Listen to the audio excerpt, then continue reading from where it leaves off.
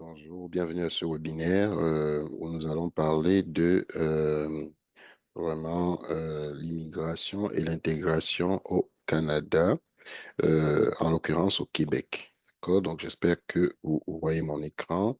Si vous ne le voyez pas, dites-le moi. Je vais repartager pour être sûr que je partage la bonne chose. Donc voilà, donc c'est beau. Donc, pour ceux qui ne connaissent pas, je suis Freddy Wickham, coach et formateur, premièrement en gestion de projet, mais aussi recruteur. Et aujourd'hui, je suis un peu une sorte de facilitateur d'intégration. Facilitateur d'intégration parce que lors des formations en gestion de projet et en TI, notamment SAP, on a beaucoup de candidats qui nous ont dit, ouais, je vais immigrer accessoirement au Canada. Et il y a de plus en plus de gens au Canada même qui cherchent un emploi. Et donc, nous, on a développé cette deuxième chaîne pour parler essentiellement des sujets d'immigration et d'intégration. La réalité, c'est que beaucoup quand ils veulent voyager, notamment venir au Canada ou même ailleurs à l'international, beaucoup de gens vont s'intéresser au visa avec les agents d'immigration, les consultants en immigration. C'est correct. Mais il n'en demeure pas moins, d'après notre expérience, ça fait plus de 16 ans que je suis au Québec, au Canada, et plus de 20 ans à l'international. Je fais 4 ans notamment en Suisse, en Europe. C'est que très peu vont aborder le volet intégration.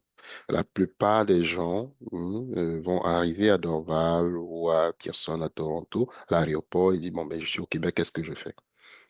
Alors que si elles avaient pris du temps en amont, en parallèle aux procédures d'immigration, de travailler leur intégration, ben, je pense qu'il y aurait beaucoup, beaucoup, beaucoup. Je ne dis pas que les gens ne le font pas, mais je pense qu'il y en a énormément. Il y en a très peu qui le font. Donc, notre chaîne a pour but de se positionner en disant aux gens, hé, réveillez-vous, faites vos devoirs avant de penser au visa. Oui, je comprends, j'ai été dans cette situation quand on veut voyager, c'est le visa, le visa, le visa, le visa. Même si on arrive là-bas, on lave les cadavres, j'exagère là, c'est pas grave. Mais c'est pas la réalité. Aujourd'hui, le taux de chômage sont élevés. Alors, il faut s'y prendre encore plus judicieusement qu'avant. Ça ne veut pas dire qu'il n'y a pas d'emploi. Il y a des emplois dans des secteurs très spécialisés. Mais malgré tout, il faut s'y prendre judicieusement et il faut s'y prendre d'avance. Donc, aujourd'hui, on va parler du parcours d'intégration au Québec. Tout ce que je dis dans cette chaîne en passant, c'est basé sur mon vécu. Ne prenez pas forcément ça comme la vérité infuse. C'est vraiment pour vous apporter un regard après autant d'années sur le territoire canadien et québécois en particulier. Donc, alors, allons-y. Alors, pourquoi le Québec? Je sais qu'il y a beaucoup de gens qui vont me dire, oui, je vais aller à Entrée Express, c'est correct, mais je mets l'emphase sur le Québec parce que c'est quand même la province francophone par excellence du Canada. Et si vous êtes francophone, ben 80 ou 90% des gens qui sont francophones souhaiteraient venir au Québec. Maintenant, pour plusieurs raisons, vous pouvez aller ailleurs, mais les conseils qui sont ici s'appliqueraient quand même à vous. Lorsqu'on arrive dans le fond au Québec ou au Canada, évitez les grandes métropoles, sauf si vous avez des raisons bien fondées d'y aller. Par exemple, quelqu'un veut faire une école qui n'y a qu'à Montréal, il envisage un retour, elle envisage un retour aux études, ça peut être compréhensif. Mais moi, je vous invite à explorer des régions vraiment au-delà de Québec, Laval, Montréal, où il y a déjà, en termes de coût de la vie, tu sais, on parle de logement, c'est vraiment véritablement devenu plus cher dans les grandes métropoles, alors que dans ces endroits-là, en région, dans le nord, whatever, c'est encore, je disais, relativement plus abordable. En termes aussi d'épicerie, et bien plus. Il y a moins de concurrence aussi dans ces endroits que dans les grandes métropoles. D'accord, sur tu sais, le marché de l'emploi, dans les petites villes et les régions, ça, tu sais, il y a quand même plus de possibilités, c'est moins saturé. D'accord? Ça peut augmenter vos chances de trouver un emploi. Maintenant, il faut savoir s'y prendre et tout ça, c'est autre chose. Vous pouvez vous faire accompagner. On a la possibilité de vous accompagner dans la recherche d'emploi, dans l'intégration. Rejoignez notre communauté Challenge Pro pour pouvoir faciliter votre intégration. On a des programmes d'accompagnement pour ça. Mais vous pouvez aussi le faire vous-même, hein, c'est pas, voilà. Donc, en passant, on n'est pas des agents d'immigration. On est là pour s'accompagner au niveau intégration et slash recherche d'emploi. Donc, une expérience d'intégration plus fluide dans les petites communautés, c'est parfois plus accueillant. On veut offrir du soutien aux nouveaux arrivants, les gens accueillent les nouveaux arrivants. Et donc, il y a souvent beaucoup plus d'accompagnement, je dirais, comme ça. Vous savez que c'est les zones où les gens partent. Donc, c'est sûr que quand ils voient des gens arriver, ça crée de la vitalité. Un mode de vie détendu, favorable à la famille. C'est sûr que dans ces communautés, contrairement à Montréal, Québec, Laval, toutes ces grandes villes, il y a moins de monde qu'on connaît, il y a moins peut-être d'immigrants, mais c'est vraiment plus relax aussi. Ça court moins, c'est peut-être moins stressant, il y a de la verdure et puis de l'attention de la communauté, ça peut être intéressant.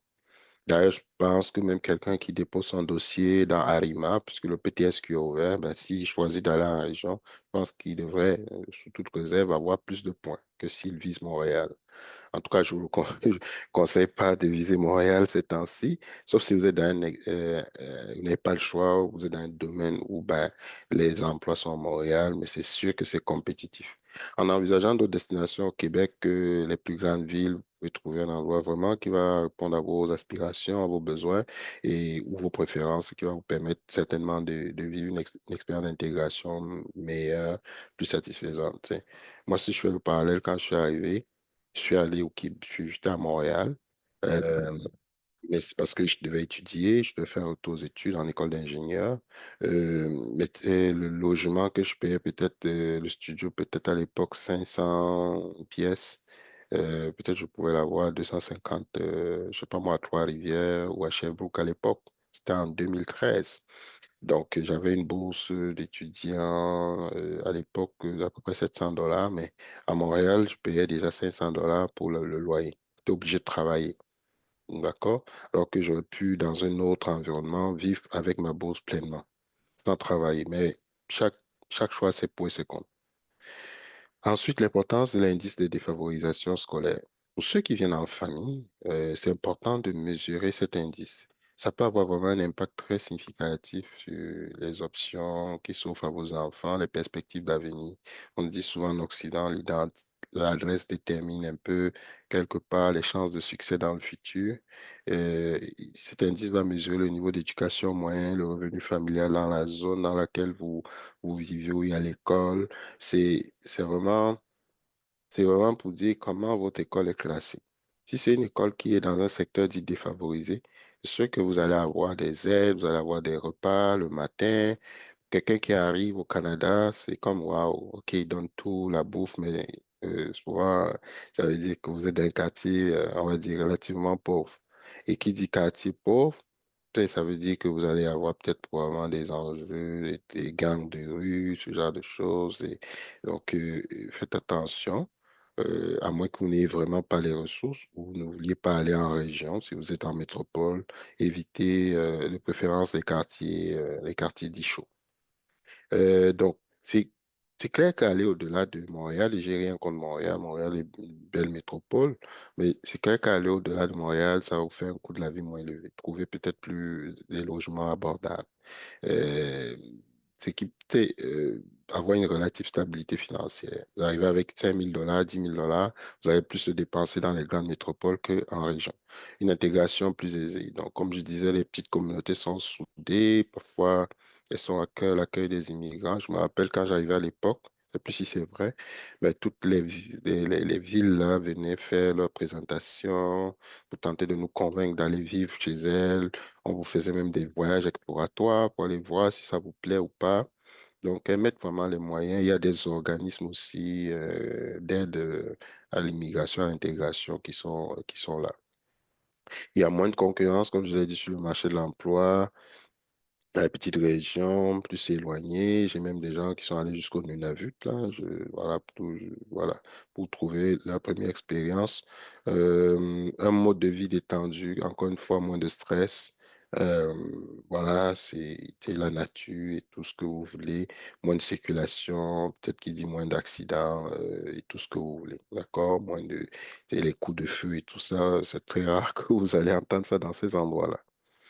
Donc, pour moi, la clé, c'est de vous renseigner sur l'indice de, j'ai mis indice deux fois là, mais Je vais corriger la coquille. C'est vous renseigner sur l'indice de défavorisation des écoles. OK?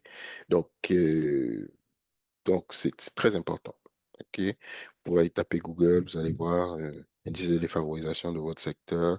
Et comme je dis, bah, l'adresse détermine un peu les chances aussi de succès et d'intégration de vos enfants. Moi, en tout cas, pour ma petite histoire, quand on a eu, quand notre fille était prête à rentrer à l'école, je m'intéressais pas à ça jusqu'à ce qu'un ami m'en parle. Puis on s'est rendu compte que ben, l'école de secteur, dans le quartier où on était, c'était pas terrible, c'était pas l'endroit idéal. Donc on a dû acheter une maison en banlieue très rapidement pour essayer. C'est pas une garantie. Vous pouvez aussi avoir des scénarios où vous restez dans les grandes métropoles, mais vous inscrivez les enfants au privé. Donc, ou vous avez la chance que peut-être l'enfant est dans un quartier où il y a une école internationale, ce genre de choses, qui sélectionne. Donc, l'école publique a comme deux vitesses. Donc, vous pouvez aller vers l'école internationale si vous avez la chance que l'enfant ait réussi son concours. Sinon, vous pouvez aller au privé ou alors vous déménagez en banlieue. À vous de voir, mais c'est très, très important ce facteur.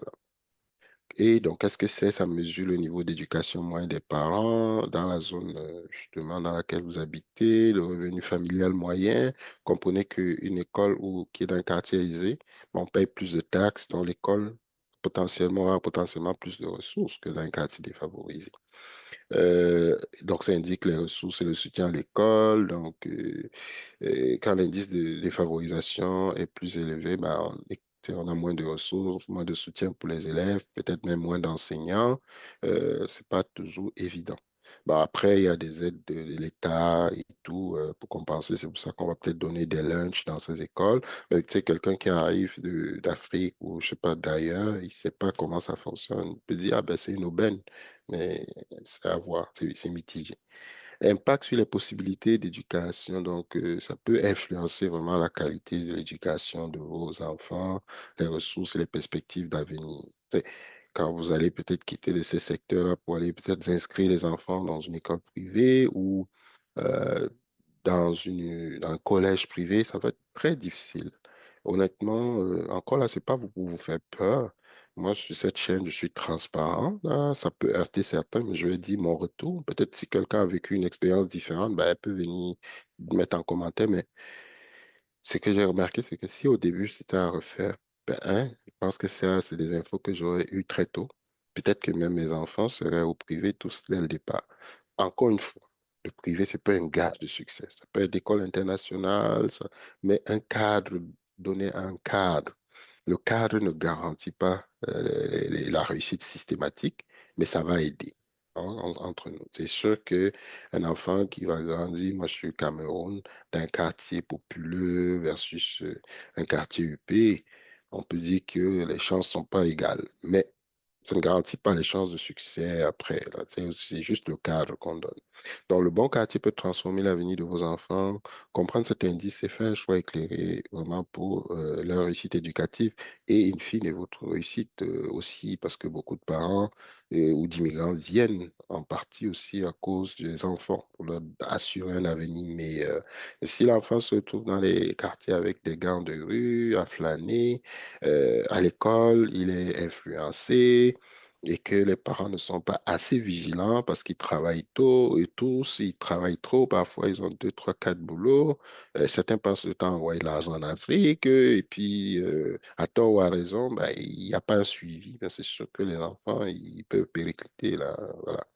Donc, en conclusion, renforcez votre intégration au Québec en explorant des régions vraiment du Québec au-delà des grandes métropoles. Vous, en tant que futur immigrant ou immigrant, hein, ou même là depuis quelques années, vous n'êtes pas sensibilisé à ça. Tout- ça peut être en région, pas obligé d'être très loin aussi, ça dépend de vous. C'est voilà, autour dans la couronne de Montréal. Euh, vous allez avoir moins de concurrence, une intégration relativement facile, une qualité de vie plus détendue. Donc, choisir vraiment le quartier, si c'est pour moi le message, c'est pas une question seulement d'adresse, c'est connaître vraiment l'indice, c'est bien, même si quelqu'un vous dit que c'est bien son quartier, vérifier l'indice de défavorisation de son quartier. Et vraiment, ça va aider à poser les bases d'un avenir éducatif. Je comprends souvent qu'on a envie de dire, oh ben là, j'ai mon soeur ici à côté de moi, elle peut aller souvent chercher l'enfant, mais est-ce que ça vaut la peine de sacrifier le, de, de- le cadre sur l'autel de ces relations-là? Donc, assurez-vous que le secteur dans lequel vous êtes, même s'il y a vos relations, vos proches, soit un secteur de qualité. En prenant le temps d'examiner toutes les options vraiment qui s'offrent à vous, c'est à mesure, n'est-ce pas, de faire un choix plus éclairé, plus stratégique et plus satisfaisant pour votre parcours d'intégration et, in fine, celui de votre famille. D'accord? Donc, des conseils pour une transition en douceur. Nous, on peut vous accompagner, on peut vous aider à trouver des destinations qui offrent ce meilleur coût de la vie. On a des séances de coaching. On a une séance coaching express 2 heures où vous pouvez prendre 2 heures. On va vous donner nos conseils, nos agents. Aussi, on a des agents aujourd'hui IA qui peuvent vous aider à cibler les meilleures offres. D'abord, en quel secteur vous vont le mieux? Et ensuite, quelles sont les offres d'emploi qui peuvent vous correspondre dans ce secteur au vu de votre profil? On vous forme, on vous remet l'agent IA et puis vous êtes autonome. On vous refait le CV, le profil LinkedIn, on installe nos outils d'automatisation. Commencez à bâtir un réseau, même virtuel, un réseau sur LinkedIn. Vous rejoignez de facto notre communauté. Puis c'est un coaching de 2 heures, c'est ça, c'est $200 US. Puis vous partez de là avec la majeure partie des réponses à vos questions. Pourquoi 2 heures? Parce qu'on va répondre à vos questions, on va vous conseiller sur votre immigration, on va vous donner des outils d'aide à la recherche d'emploi et on va aussi vous installer des outils d'automatisation. Après, pour ceux qui veulent aller plus loin, bah, ils peuvent prendre une certification en gestion de projet. Donc, on a un parcours qui va permettre de vous certifier en gestion de projet, une certification internationale pour mettre bah, votre profil au standard canadien, puis aller cibler des offres comme professionnel, sachant que la gestion de projet est un domaine, peu importe ce que vous faites là où vous avez des postes de gestionnaire de projet dans ce domaine, que ce soit TI, que ce soit en maintenance, que ce soit en production, whatever. Donc, il y a de la possibilité. C'est l'une des façons aussi de se reconvertir rapidement pour ceux qui hésitent ou qui se disent qu'est-ce que je vais faire quand je vais arriver. Et même si vous voulez rester dans votre domaine, ça va vous donner un avantage concurrentiel de dire j'ai une certification en gestion de projet. Ça veut dire que vous êtes autonome. Vous allez être autonome sur pour vos propres projets. Vous pourrez même penser à utiliser ces compétences pour lancer un business au Québec ou au Canada. Parce que les gens aujourd'hui, je leur dis toujours, venez pas toujours avec l'esprit de trouver un travail. Nous, on peut vous accompagner si vous prenez ce pack-là, le pack premium, qui est de $900 américains. C'est un accompagnement de 6 mois à raison de 4 heures de coaching hebdomadaire pour vous accompagner vraiment de semaine en semaine dans votre parcours d'intégration. On n'est pas des consultants en immigration. On va vous donner des conseils sur ces différents programmes basés sur notre expérience. D'accord? Ce qu'on l'a fait. Moi, je fais mon dossier seul. Je n'ai pas besoin d'un consultant. Je ne dis pas qu'ils ne sont pas nécessaires, mais nous, on insiste sur le volet intégration. Et ça, il y a très peu. Il y en a de plus en plus là qui brûlent les drapeaux du Canada sur les réseaux sociaux. Le Canada nous a menti, mais je suis prêt à parier qu'il y a peu qui ont comme, fait leur devoir au niveau de leur parcours d'intégration. Donc, savoir donc repérer cet indice, c'est entre autres une chose. Il y a tellement d'indicateurs à surveiller. Peut faire la différence dans le parcours éducatif de vos enfants. Donc, vous savez, il y a réouverture du programme de PTSQ, programme voilà, de sélection des travailleurs. C'est PSTQ, pardon. C'est pas PTSQ, c'est PSTQ. Donc, le programme de sélection des travailleurs qualifiés du Québec. Alors, nous, on peut vous aider hein, dans le fond, que vous preniez l'un ou l'autre de nos accompagnements pour vous aider à qualifier rapidement. On a nos agents qui vont en quelques minutes vous dire, ben, vous êtes éligible ou pas sur ce programme-là, basé sur votre CV. Et puis, ben, voilà, vous accompagner encore une fois dans le fond, là, dans le cadre de notre accompagnement, oui, on mise beaucoup sur la recherche d'emploi, mais si vous avez des conseils, on peut vous répondre sur la base de notre connaissance terrain. Puis si ça devient trop technique, vous pouvez voir un avocat, mais moi, comme je dis, j'ai fait mon dossier seul. J'étais en Suisse, j'ai pas eu besoin de quelqu'un. Mais j'insiste, c'est pas le visa le problème aujourd'hui, c'est l'intégration. qu'est-ce que vous allez faire et ne pas attendre d'arriver à l'aéroport pour ouvrir les gros yeux écarquillés et puis dire qu'est-ce que je fais. Vous allez arriver avec vos économies. En 2, 3 mois, ça sera fini. Puis bonjour la galère pour certains. Je ne dis pas qu'il n'y a pas d'exception, mais ceux qui s'y prennent tôt, notamment en étant accompagnés, parce que déjà dans le deuxième programme, vous allez pouvoir me citer comme formateur. Ça va être votre première référence avant d'arriver au Canada. C'est énormissime. Et je vous le dis là, si c'était à refaire, j'aurais embarqué dans quelque chose comme ça. Je ne l'ai pas eu, mais je l'ai créé pour vous. Donc, le PSTQ ouvre, puis nous, on vous encourage à, donc, voilà, ça va ouvrir, ça a ouvert graduellement depuis juillet. Il risque d'avoir plus de tirages. Il y a RIMA, une déclaration d'intérêt et tout le kit, etc. Allez voir. Mais nous, notre message derrière tout ça, c'est avant même de poser le pied au Québec, d'avoir un réseau, des opportunités et un plan hein, pour décrocher l'emploi qui vous sied là. C'est, c'est ce qui, je vais mettre plan en majuscule là, parce que c'est vraiment important pour décrocher l'emploi qui vous sied. Vraiment, on va être là pour vous accompagner. Rejoignez un de nos programmes conçus pour vous propulser vers une intégration rapide, réussie et fluide. Donc, je ne vous souhaite que le meilleur. Donc, je vais mettre intégration en majuscule aussi parce que c'est un mot fort. On pense souvent juste que tout se limite au visa. Mais non, le Canada ne vous attend pas. Soyez prêts avant de franchir la frontière. Sur ce, à la prochaine. Pour ceux qui veulent me joindre, bah, ils peuvent nous contacter finalement au 514. Donc, notre contact, je mets ici pour tous ceux qui veulent prendre, aller de l'avant. Le 514-550-9085. Vous le faites par WhatsApp. Vous m'indiquez votre nom et le pourquoi.